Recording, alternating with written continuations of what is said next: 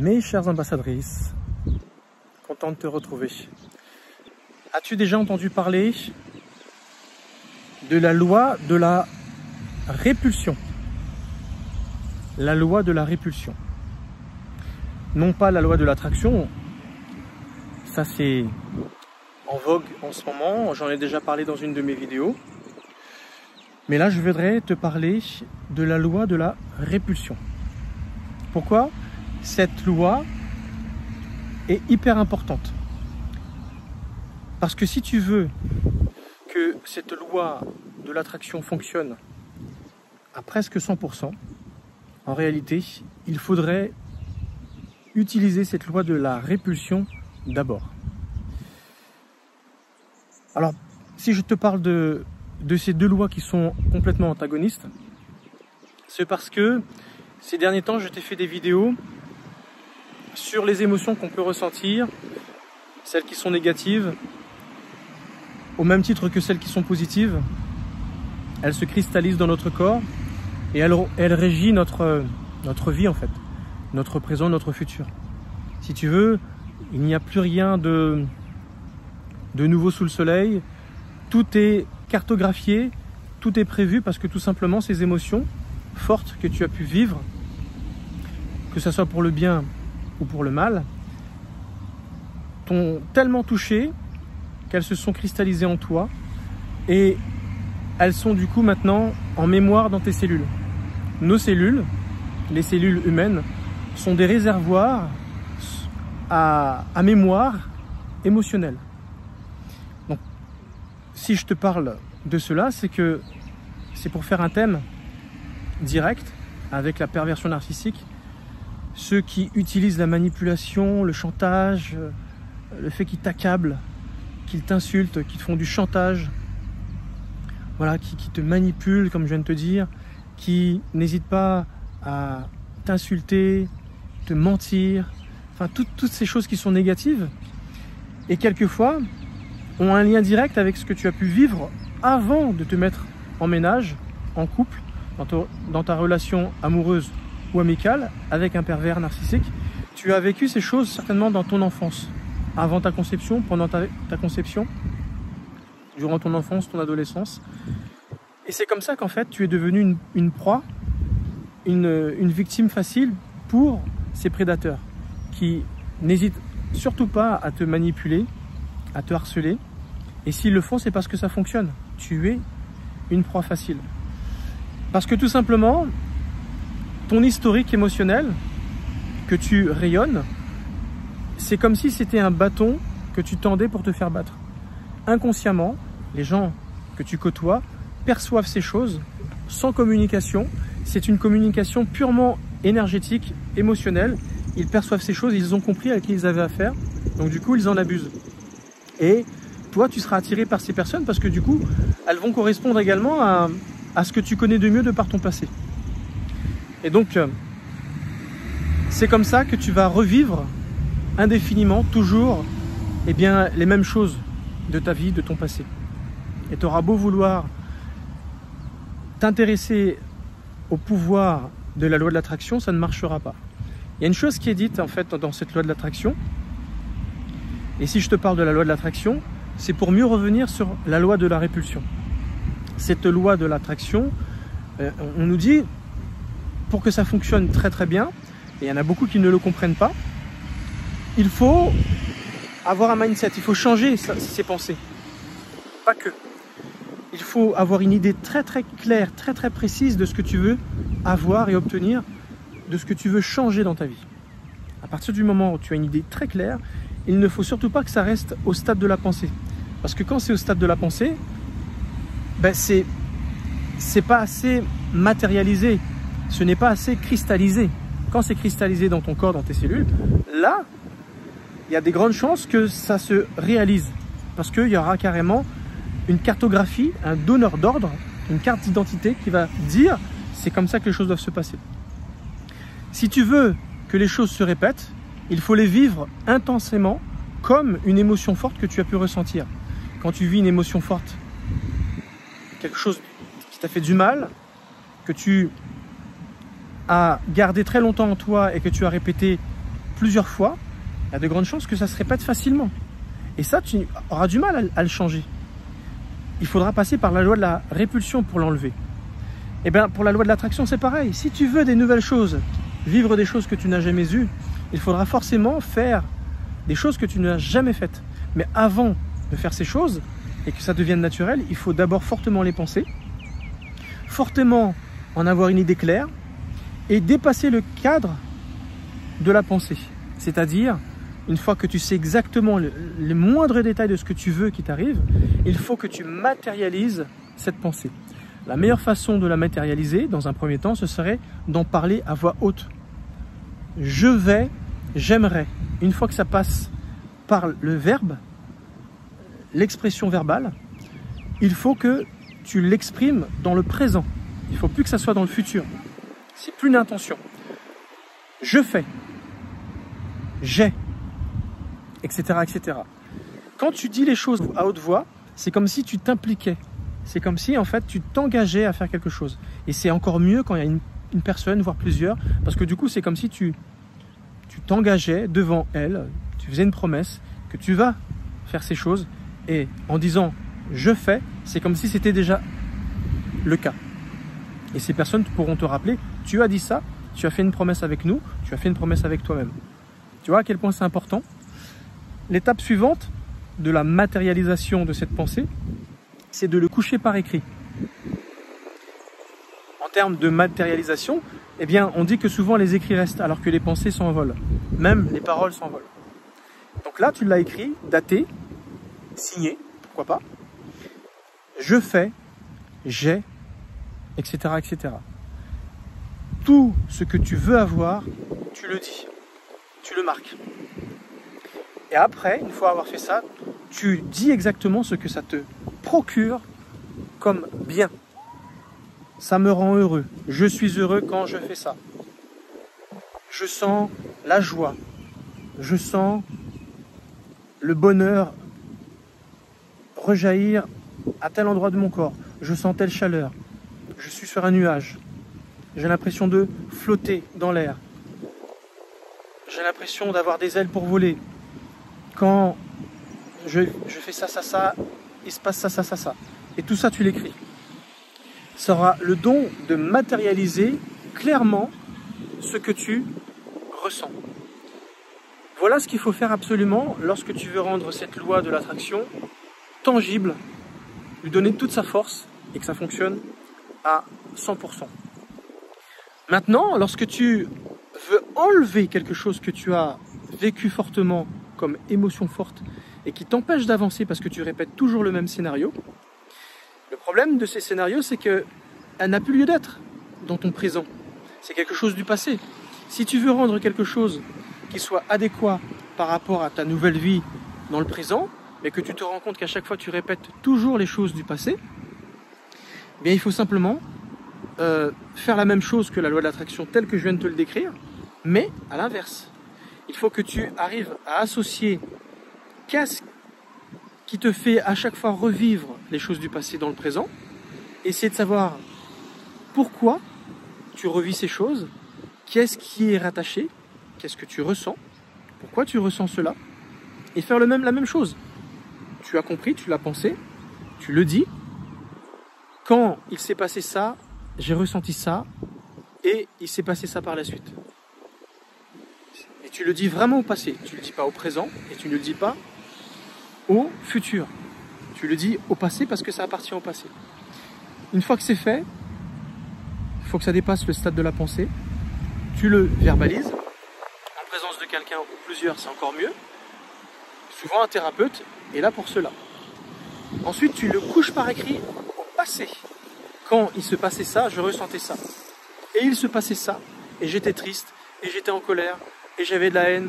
Et je suis devenu comme ci, comme ça. Tout ce qu'il y a de pire de ce qui a pu t'arriver, tu le couches par écrit, mais tu l'écris au passé, absolument au passé. Une fois que tu auras fait cela, tu essayes d'associer toute cette histoire à quelque chose de précis. C'est parce qu'il s'est passé ça, tel mot, telle parole, qui s'associe de près et de loin à cet historique, tu le mets dans le même package. Ce qui fait que toutes ces paroles, tous ces mots qui ont un sens péjoratif, négatif, douloureux pour toi, ira dans le même package. Et là, tu vas mieux comprendre pour quelle raison, lorsque ton conjoint ou les personnes que tu côtoies, lorsqu'ils peuvent employer un mot que tu vas pas accepter pour toi, ça a une signification précise, ben, tu vas comprendre pour quelle raison ça réveille des choses du passé qui te font faire les mêmes choses, qui vont te donner à ton corps la cartographie historique de tout ton passé, de tout ton pédigré émotionnel négatif qui a un lien avec cela. C'est pour ça qu'en fait, souvent tu te prends la tête quand quelqu'un utilise tel mot, le dit de telle façon. Pour lui, il ne connaît pas l'historique de ce mot et le package qu'il y a autour de cela. C'est pour ça que souvent il y a des prises de tête. Et c'est pour ça que je t'invite à faire tout le package, tout ce qui est en lien, tu le mets dessus, tu le couches par écrit. Et une fois que c'est fait, tu vas le nommer, un mot qui va nommer tout ce package. Et quand tu auras fait cela, tu te diras, tout ce package n'a plus de raison d'être. Ce package n'a plus de raison d'être dans mon instant présent, dans ma vie présente. Quand tu feras ça, tu vas mettre en opposition la loi de l'attraction pour ton présent, pour ton futur, avec cette loi de la répulsion qui est rattachée à ton passé, toute cette cartographie historique de ce que tu connais bien et qui a bien fonctionné, que tu as répété maintes et maintes fois dans ton présent et dans ton futur malheureusement, et tu seras capable de l'enrayer, de ne plus lui donner une raison d'exister. Tu as vu un petit peu le cheminement entre cette loi de l'attraction que tu veux faire réussir mais que tu n'arrives pas parce qu'il y a des choses qui embrouillent cette réalisation, et ce qui embrouille cette réalisation, ben c'est cette loi de répulsion que tu n'as pas opérée. Il fallait simplement faire la même chose mais à l'inverse, à l'envers, par rapport à ce qui était déjà présent, mais qui n'a plus lieu d'être et qui n'a plus lieu d'exister pour ton présent et ton futur.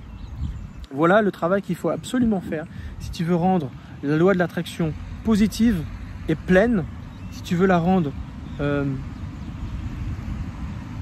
opérante pour qu'elle puisse fonctionner à 100%. Passe par la loi de la répulsion avant. Ce que je suis en train de te dire là, personne n'en parle. Personne n'en parle. Et pourtant, cette loi-là, elle existe.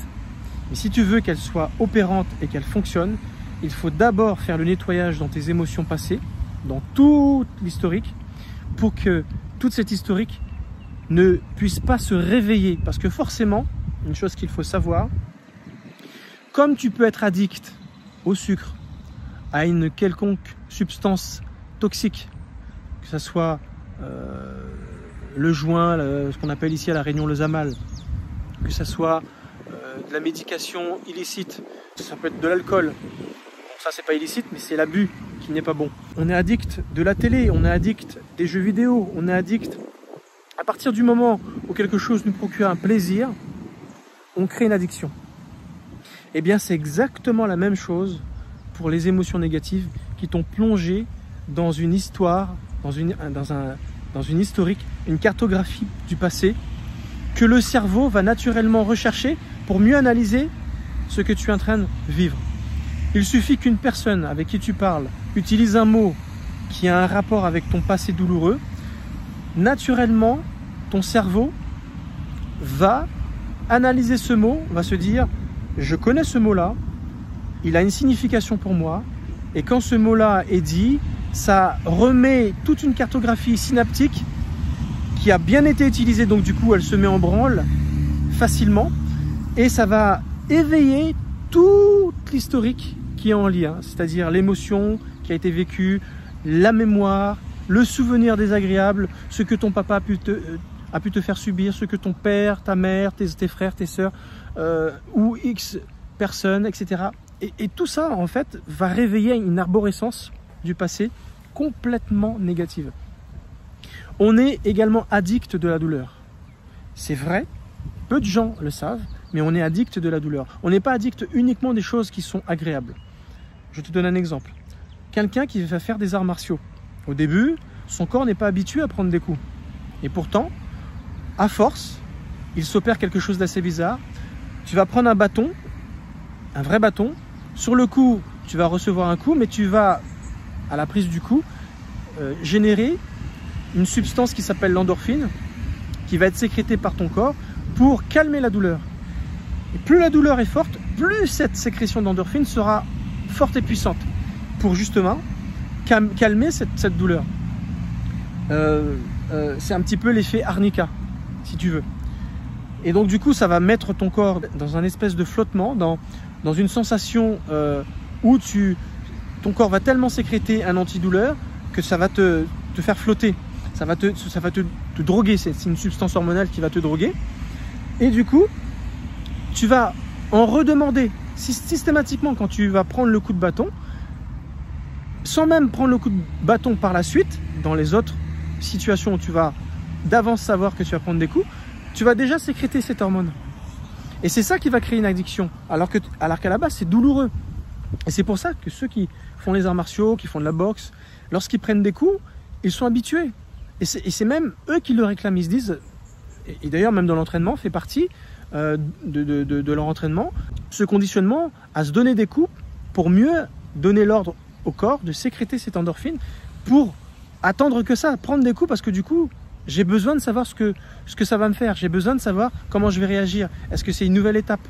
Et voilà pour quelle raison ce conditionnement, ce qu'on appelle la veste de fer dans le kung-fu chinois, même ça existe dans le karaté japonais, se donner des coups pour mieux apprêter le corps à accepter la prise de coups par rapport à la douleur pour mieux réagir. Eh bien, ce que je suis en train de te dire, c'est exactement la même chose pour les émotions. À partir du moment où il y a un mot, le cerveau se met en connexion avec le réservoir des émotions, à savoir le deuxième cerveau, c'est-à-dire les intestins. En réalité, il y a 3 cerveaux. Je vais reprendre les choses un petit peu dans l'ordre. Le premier cerveau, c'est le cœur. Le cœur sécrète énormément de neurones. C'est le cœur qui est l'intelligence émotionnelle. C'est cet organe qui est capable de comprendre. Cette intelligence te permet d'analyser et de comprendre les choses avant même qu'elles soient visibles à l'œil nu. Le deuxième cerveau, c'est le réservoir émotionnel, c'est-à-dire l'intestin, dans lequel sont mis en mémoire tous les ressentis que tu as pu avoir. Et le troisième cerveau, celui de la logique, de la réflexion, c'est le cortex. Et ces 3 cerveaux sont constamment en train de travailler l'un avec l'autre. Lorsque tu as un mot que tu connais, qui a un historique chez toi, où le cerveau cortex a besoin de comprendre, de jauger, d'analyser, d'être en réflexion, parce que le cerveau ne passe son temps qu'à ça. Et ça se fait indépendamment de la volonté. Il passe son temps à essayer de jauger, comprendre qu'est-ce qui se passe. Il va se mettre en lien avec la cartographie historique de ton passé, de tes émotions passées. Il se met en lien avec le deuxième cerveau pour se dire, tu connais? Est-ce que tu as une histoire à me raconter par rapport à soi? Si jamais c'est le cas, il va te dire oui, il va te mettre toute l'arborescence. Et c'est généralement là que tu vas réagir. Oui, pour moi c'est douloureux, pour moi c'est colère, pour moi c'est mauvais souvenir, pour moi c'est l'histoire avec mon papa, l'histoire avec quelqu'un qui m'a abusé, qui m'a violé, ou mon oncle, ou ma tante, etc., etc. C'est tout ça qui va te rappeler. Donc du coup, ce mot-là, tu vas l'avoir en grippe. Tu dis non, ce mot-là, je ne veux pas l'entendre parler. On ne peut pas l'utiliser parce que pour moi, c'est tout ça que ça veut dire. C'est un package. Et tu vas lutter contre cela. Donc quand ton petit copain, ta petite copine, ton mari, dans la discussion, il glisse ce mot-là, pouf, c'est comme si la discussion était chantée. Tu n'es plus concentré sur la discussion puisque cette arborescence se fait en une fraction de seconde. Parce que le cerveau, comme il y a des connexions synaptiques, une grande arborescence, tout de suite, il va mettre un chant, il va dire non, je ne peux pas continuer parce que c'est douleur, ce mot-là, c'est douleur. Tu vois un petit peu comment le corps fonctionne? Le seul organe, le seul cerveau qui est capable d'enrayer cela pour créer une nouvelle intelligence, pour pouvoir créer la loi de l'attraction, une nouvelle cartographie, c'est l'intelligence émotionnelle, l'intelligence de cœur, c'est-à-dire le cœur, ce cerveau-là. À partir du moment que tu sais que tu as un mot qui crée une arborescence, un historique, un package, c'est le cœur émotionnel, l'intelligence émotionnelle qu'il faut solliciter. créer une nouvelle arborescence, une nouvelle histoire avec ce mot en se disant ce mot existe parce qu'il existe un lien avec le deuxième cerveau, le cerveau émotionnel, le cerveau du côlon. Eh bien, le cerveau du cœur va créer une nouvelle historique. Et c'est pour ça qu'il s'appelle le cerveau de l'intelligence. Parce qu'il va se dire, il y a un historique, mais il faut enrayer cet historique qui a tendance à me chanter ma réflexion et qui a tendance à me chanter mon avenir et mon futur. Je ne peux pas vivre à cause de ça parce que je répète cette arborescence. Donc, je vais créer une nouvelle arborescence. Et pour créer cette nouvelle arborescence, c'est-à-dire une loi d'attraction, il faut que je chatte cette histoire qui existe déjà par la loi de la répulsion. Tu comprends? Et ça, ce phénomène doit absolument se faire si tu veux que la loi d'attraction fonctionne. Sinon, ça ne peut jamais fonctionner. Et donc, ce cœur, cette intelligence émotionnelle, va créer cette nouvelle historique. En se disant, ça appartient au passé. Il va créer le package, tout ce que je t'ai décrit il y a 5 minutes en arrière. Créer l'historique, cette arborescence. Ce mot-là signifie ça pour moi. Parce qu'il y a ça comme mémoire, comme histoire qui s'est passée. Il va faire tout le package historique. Il va se dire, ok, j'ai la pensée, j'ai le verbe, j'ai l'écriture. Si je peux le faire avec un thérapeute, c'est encore mieux. Tu l'écris, tu dates, tu signes, tu donnes un nom à cela. Et à ce moment-là, tu peux créer la loi de la répulsion. Le mieux, c'est que le thérapeute que tu vas consulter, il va déloger l'historique lié à cette douleur. Et il te l'enlève. Une fois que c'est fait, là, tu vas pouvoir t'intéresser à la loi de l'attraction. Créer une nouvelle histoire, créer un nouveau lendemain. Et à ce moment-là, tu penses à ce que tu veux exactement. Tu y mets tous les détails précis. Tu ressens ce que ça va te faire. Tu y mets une image. Tu le verbalises. En présence de quelqu'un, en présence de plusieurs, tu l'écris, tu dates, tu signes, et tout ça au présent. Lorsque tu as fait ta loi de la répulsion, c'était au passé. Lorsque tu fais ta loi de l'attraction, tu le verbalises au futur, parce que c'est un souhait. Après, pour le rendre concret, et en vivant clairement tout ce que ça t'apporte, tu le fais vivre au présent, tu l'écris, tu dates, tu signes, etc., etc. Tu as compris? Loi d'attraction versus loi de la répulsion. Si tu veux que la loi de l'attraction pour générer un nouveau futur fonctionne, il faut mettre en opposition ton passé, tout ce qui te fait mal avec la loi de la répulsion. Voilà ce que j'avais à te dire. Cette vidéo, elle est puissante. Peu de personnes en parlent. Et ce travail-là se fait généralement avec des thérapeutes en séance, avec des personnes qui font de l'EFT, des kinésiologues, ceux qui font de l'EMDR. Et ça fonctionne. Tu nettoies ton passé douloureux, mais il faut mettre tout dans le pack. Et ça, c'est du passé. Ce qui fait qu'à partir de maintenant, tu vas pouvoir réutiliser des mots qui pour toi étaient tabous, qui étaient interdits. Tu vas pouvoir à nouveau les utiliser. Ça va faire partie d'une nouvelle histoire. Tu vas leur donner une chance de réexister dans un autre contexte. Voilà, j'en ai terminé avec cette vidéo. Ce que je viens de te dire là, c'est vraiment de la balle. C'est vraiment une bombe atomique. Regarde, re-regarde si tu veux cette vidéo et applique bien ce conseil parce que ça va littéralement changer ton futur, ton présent. Vis pleinement ce que tu vis au moment présent, mais en ayant fait cet exercice. Merci de m'avoir écouté. Je te souhaite une très bonne journée et à très bientôt. Ciao.